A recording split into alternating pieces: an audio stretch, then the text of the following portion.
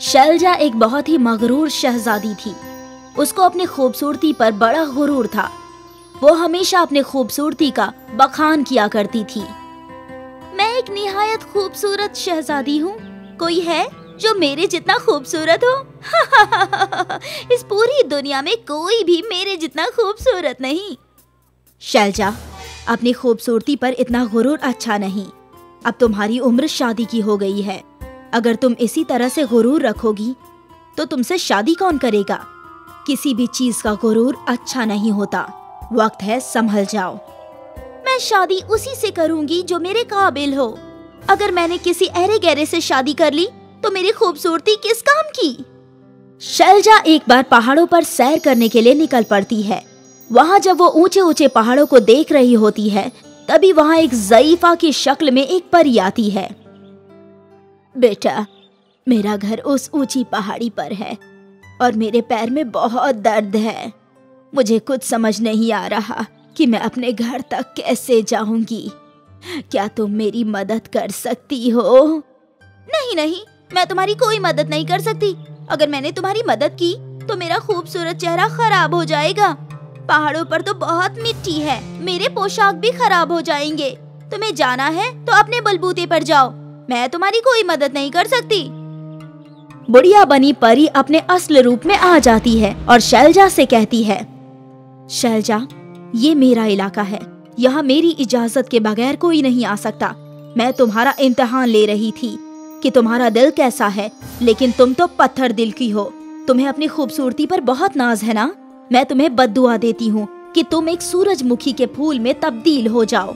देखते ही देखते शैलजा एक सूरजमुखी के फूल में तब्दील हो जाती है और परी उसे पहाड़ पर रख देती है। समय गुजरता है। कुछ वक्त बाद वहाँ पर एक शहजादा आता है और फिर वही ज़ईफ़ा के हुलिया में वो परी उससे वही सवाल करती है, बेटा, मेरा घर उस ऊंची पहाड़ी पर है और मेरे पैरों में बहुत दर्द है। क्या तुम मुझे मेरे घर तक पहुंचा सकते हो?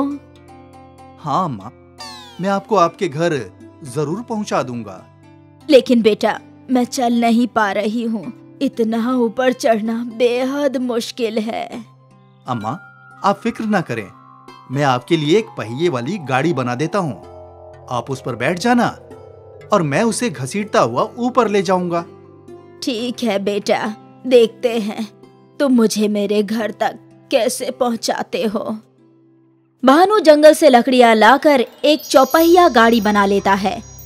भानु ज़ईफ़ा को उसमें बैठने के लिए कहता है और अपने कंधों से उस पहियों वाली गाड़ी को खींचता हुआ पहाड़ के ऊपर ले जाता है। बहुत बहुत शुक्रिया बेटा, तुमने मुझे मेरी मंजिल तक पहुंचा दिया। इसमें शुक्रिया कैसा अम्मा, मैं तो दुनिया की सैर करने निकला था। रास्ते में आपको मेरी मदद की जरूरत पड़ी तो मैंने कर दिया।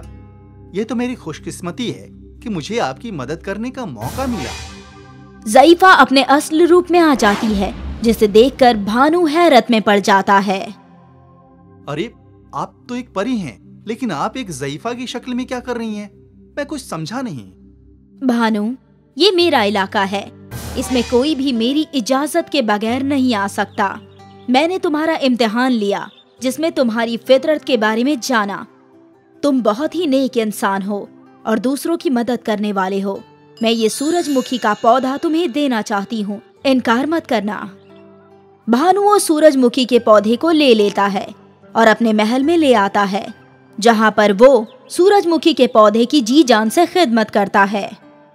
ये सूरजमुखी का पौधा तो निहायत खूबसूरत है। मैं इस सूरजमुखी के पौधे को छोड़ नहीं सकता। मेरा दिल इससे दूर होने का होता ही नहीं है। देखो, पहाड़ों पर तो इसको पानी भी नहीं मिला, बेचारा सूखा पड़ा है। भानु सूरजमुखी के पौधे के लिए पास की दरिया से पानी लेने जाता है। तभी उसके बर्तन में एक मछली आ जाती है और मछली कहती है, राजन, तुमने अपनी दरियादिली की वजह से जो सूरजमुखी का पौधा हासिल किया है वो असली में कुछ और ही है। जैसे ही तुम सूरजमुखी के गमले में पानी डालोगे, वो अपना करिश्मा दिखाएगा और उस सूरजमुखी के पौधे में तुम्हारी जिंदगी की हकीकत छिपी हुई है। मछली बोलकर वापस नदी में कूद जाती है और उधर भानु थोड़े से पानी को लेकर सूरजमुखी के पौधे के पास आता है और उस पानी को पौधे में डालते हुए बावर्ची खाने के जानिब चल पड़ता है। तभी उसको एहसास होता है कि सूरजमुखी का पौधा एक लड़की की शक्ल में तब्दील हो गया। भानु, मैं एक निहायत मगरूर लड़की थी। मुझे अपनी खूबसूरती पर बहुत नाज था। मैं अपनी खूबसूरती के आगे किसी को कुछ नहीं समझती थी, लेकिन तुमने मेरा बहुत ख्याल रखा है। लेकिन शैलजा, तुम एक सूरजमुखी के शक्ल में कैसे तब्दील हो गई? और जब अगर तुम सूरजमुखी थी तो तुम दोबारा से शहजादी कैसे बन गई? भानु, मैं अपनी खूबसूरती के गुरूर में आकर परी की मदद नहीं की और उसे अपनी खूबसूरती से दूर रहने के लिए कहा। इसी वजह से परी ने मुझे एक सूरजमुखी के फूल में तब्दील कर दिया। लेकिन तुम फिर से सूरजमुखी के फूल से खूबसूरत शहजादी के शक्ल में कैसे तब्दील हो गई? भानु, मुझे उस परी ने बदुआ दी। तब मैंने उससे कहा कि मैंने गुरूर में आकर आपकी मदद नहीं की। मुझे अपने किए पर अफसोस है। मैं इस बदुआ से कैसे आजाद हो सकती हूँ, ये भी मुझे बताइए। तो उसने क्या तरकीब बताई? उस परी ने बताया कि जो तुम्हें पूरे दिल से अपनाएगा और तुम्हें पानी देगा, वही तुम्हें निजात दिलाएगा। उसके छूने भर से तुम दोबारा शहजादी बन जाओगी। और वैसा ही हुआ। उस परी ने मुझे तुम्हें दे दिया और तुमने मुझे सच्चे दिल से अपनाया। और जैसे ही तुमने पानी देकर मुझे छुआ, मैं दोबारा शहजादी बन गई। तुम्हारा बहुत बहुत शुक्रिया। ये कहकर राजकुमारी अपने महल की जानिब जाने लगती है। तब शहजादा उसे रोकता है। शहजादी, तुम वाकई बेहद खूबसूरत हो। तुम्हारी जैसी खूबसूरत शहजादी पाकर मेरे महल की शान बढ़ जाएगी। और अब तो तुम्हें कोई गुरूर भी नहीं है। तुम्हें अच्छी तरह से पता चल गया है कि जिंदगी क्या है। तुमने बहुत साल इस सूरजमुखी के रूप में बिताए हैं, बहुत सी मुश्किलों का सामना भी किया है। हाँ भानु, तुम सही कह रहे हो। जब तक तुम नहीं आए तब तक मुझे बहुत सारी परेशानियों का सामना करना पड़ा। शैलजा, अगर तुम हाँ कहो तो मैं तुमसे शादी करना चाहता हूँ और अपने महल की शान बढ़ाना चाहता हूँ। तुम्हारी जैसी मलिका को पाकर मुझे बेहद खुशी होगी। मैं बहुत दिन से अपने लिए एक मलिका की तलाश कर रहा था और वो तुम हो। अगर मैं तुम्हें पसंद हूँ तो हाँ कह दो।